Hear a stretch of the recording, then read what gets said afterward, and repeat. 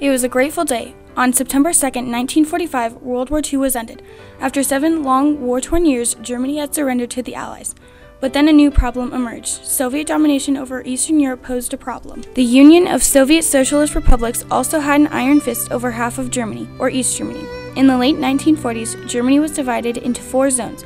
Each zone was controlled by an Allied country. The capital city of Berlin was also divided into 4 zones, even though Berlin was deep inside the communist zone of Germany. In 1947, the U.S. created the Marshall Plan. This plan used $160 billion to rebuild war-torn Western European countries. They did this in a way that the countries they supported would be strong enough to fight off communism in the Soviet Union. The Soviet Union's counterproposal to the Marshall Plan was the Molotov Plan, which was to prevent Marshall Plan aid from going to communist satellite nations. Satellite nations Poland and Czechoslovakia wanted to participate in the Marshall Plan, but the Soviets didn't allow that, which revealed the Cold War struggle between capitalism and communism. The Marshall Plan was successful in Western Europe by sustaining democracy and capitalism, plus communism was contained. Another strategy to contain communism in Europe was the creation of NATO. NATO was a military alliance between the USA, France, and Britain, which practiced collective security, which means an attack on one is an attack on all. The Warsaw Pact was the Soviets' version of this, another counterproposal, and it involved the satellite nations of the USSR. When their plans didn't work very well, the Soviets had another idea on how to control more countries. In 1948, West Berlin was blockaded by the Soviets. They shut down the railroad lines, motorways, rivers, and subway lines connecting east from west. They even shut down the electricity. They hoped that the Western Allies would give up on West Berlin, so it would subsequently fall to communism. Unexpectedly, the Allies started making supply flights to West Berlin. They delivered 13 tons of supplies a day, making around-the-clock flights to Germany with food and other necessities. When the blockade ended, 15 months after it was erected, over 200,000 supply flights had been made. The legacy of the Berlin Wall symbolized the Cold War, caused social and economic chaos, and revealed political power struggles.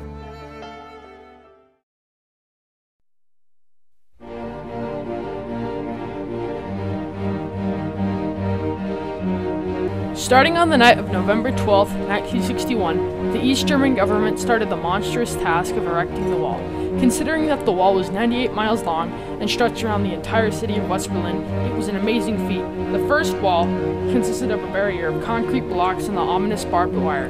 26 miles of the wall cut through the city itself, cutting off subway lines as well as roads, motorways, and rail lines. The wall evolved through the 28 years it stood strong. At its peak, the wall wasn't just a wall, it was more than a wall. It was a fortified barrier, as if it was placed in a war zone. The wall was more than 100 feet wide at some places. There was a soft strip of sand running down the center of the wall to see if people tried to cross. For extra fortification, there were automated towers with guns. They would shoot everyone that tried to cross. The legacy of the Berlin Wall caused social chaos. So immediate social chaos that occurred was the fact that people that worked in the opposite zone could not go to work, which subsequently meant they could not earn money. But before the wall was built, thousands of people defected to West Berlin and West Germany. One famous example of defecting to West Berlin is the story of a 19-year-old man named Konrad Schumann. Konrad was a riot policeman for the East German government. On November 15, 1961, only 3 days after the wall's construction had started, he made his break. Konrad jumped a low barbed wire fence and ran onto a West German bus. But not all people were as lucky as he was. People were killed trying to cross the wall. Even women and children were shot. This posed a huge human rights issues. It angered East and West Berliners, as well as NATO and United Nations members around the globe. Economics is a subject that not greatly respects one's wishes, said Nikita Khrushchev. The legacy of the Berlin Wall caused economic chaos. Now, before the wall was built, thousands of East Germans defected or immigrated to Hungary and West Berlin, as well as West Germany. That was one reason that the wall was built. With these immigrants came thousands of skilled laborers and workers. It was like someone had pulled a plug on East Germany's reserves of workers, causing the country's gross domestic product to fall. But in West Berlin and Germany, the economy rose quite a bit from the swarm of workers. Most people in West Berlin had a good job and money, unlike in the East, where people had some very poor jobs. But with the influx of workers in West Berlin and Germany, there became less and less jobs. John F. Kennedy was frustrated by the fact that he could not defend West Berlin and West Germany with nuclear weapons if invaded by the USSR. He did not want to start an all-out nuclear war with the Soviets. Kennedy traveled to Vienna to peace talks with the USSR and its satellite nations. Unfortunately, the conference was a flop. Khrushchev stormed out of the conference before it even began. Subsequently, Kennedy increased military spending to be ready to respond if anything happened in Berlin. Kennedy also put a military alert on Berlin, as he thought it would be a point where nuclear war could break out between the US and the Soviets. In 1963, Kennedy traveled to the city of West Berlin itself to deliver a famous speech. It was a very symbolic speech, as he stated that he was with, not against West Berlin, by saying four famous words: Ich bin ein Berliner, or in English, I am a Berliner. This was a very significant turning point in the Cold War, and arguably the most important event in JFK's 3-year-long presidency. This was a very bold move made by Kennedy, as he was basically challenging Khrushchev and his authority over East Berlin, a bold move nobody had ever dared to do. The tension between the Soviet Union and the United States only escalated when the Berlin Wall was erected. The Soviets had a smart idea. Erecting the Berlin Wall was like a Soviet form of the US's containment policy. They hated the presence of a free Germany in their well-maintained communist empire. It was their angered response to the Western Allies combining their zones. Not only that, but it also showed the world the Soviet Union's absolute power over the region. The whole world had their eyes on Berlin. The only gap in the Iron Curtain had been shut off and would not be reopened for almost 30 years, and the fall of the Berlin Wall would mark the end to Russian communism.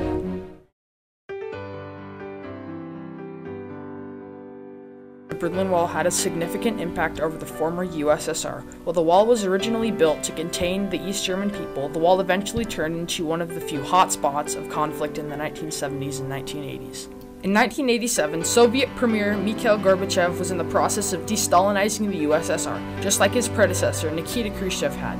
Two notable policies Gorbachev implemented were known as Glasnost and Perestroika. The Glasnost policy was an openness policy. The policy bestowed more civil and political rights on the people. This policy dramatically decreased the amount of censored media, thus exposing the condition of the Soviet Union's government. The policy also gave people the right to criticize the government, as well as governmental leaders, even Gorbachev himself. The Perestroika policy was aimed towards reconstructing the aging political system that held the USSR together in the 1980s. The policy was also aimed towards rebuilding the failing economic system that the Soviets had. Ironically, the policies actually helped with the downfall of the Soviet Union instead of helping rebuild it. The policies were dropped when the USSR and the satellite bloc fell apart in the late 1980s. That same year, the United States dealt another blow to the East German government. Ronald Reagan, the 40th president, went to West Berlin to give an inspirational speech. Strategically, he delivered his speech less than 100 feet from the wall.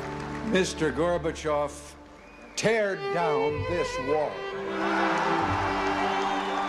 People took note of Reagan's speech, but it wasn't until 1989 that people actually got Reagan's ideas into their heads, and it was a big notion those people had. In November of 1989, Soviet leaders met in Berlin to discuss the Cold War and tensions going on.